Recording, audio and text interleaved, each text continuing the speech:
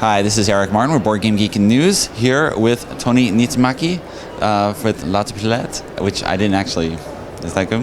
Yeah, that's good. All right, go pronunciation. Yes. We're here looking at nations. Obviously, this is a prototype version right now, non-finished box copy, but it's pretty giant. It obviously has a lot of stuff here. This is designed by Rustin Hakanson. Yes. Håkansson. Yes.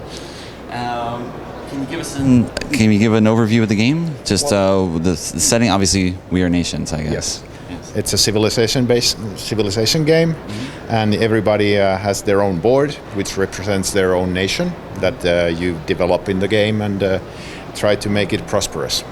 So, and basically, it's a lots of different cards and worker placement.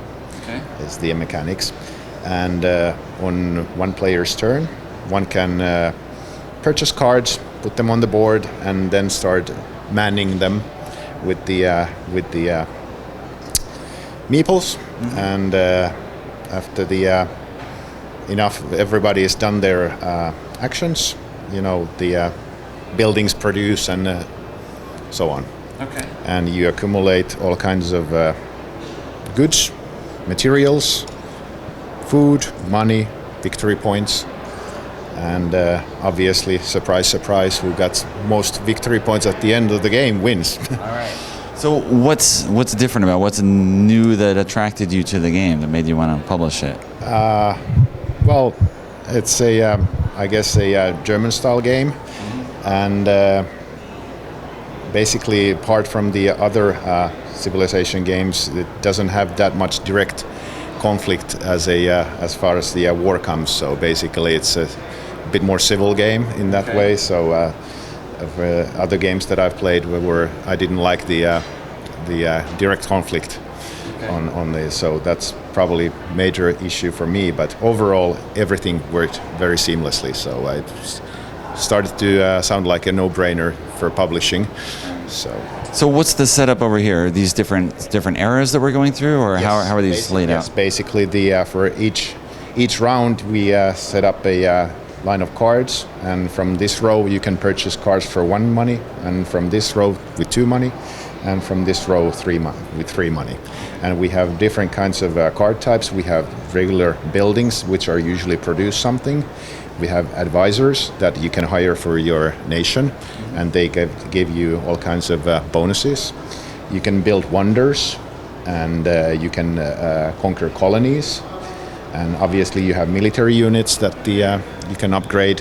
You have some of the basic buildings from on your starting board, and also a very simple military unit that you can build. But everything else here is usually always better, and once the ages go forward, they get better and better. So you need to upgrade your things all the time. So how many cards are we talking about in terms of what's coming out here? Per age, we have something like 60 cards, 70 cards. So each age and each game is going to be completely different. The distribution of the cards is random, and when you have that many cards and only about 15-20 are used per age, so it gives lots of different end results.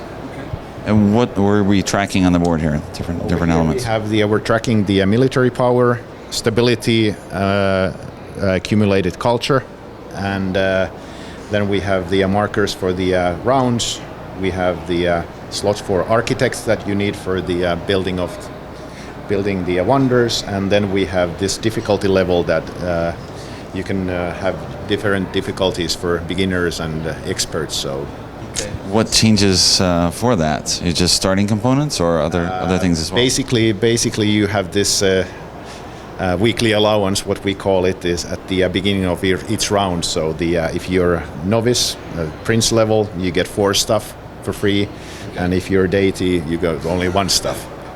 So if you're a really awesome player, like for example, the authors are, we put them to play over here, and we play somewhere here. And what are you looking at in terms of publication time?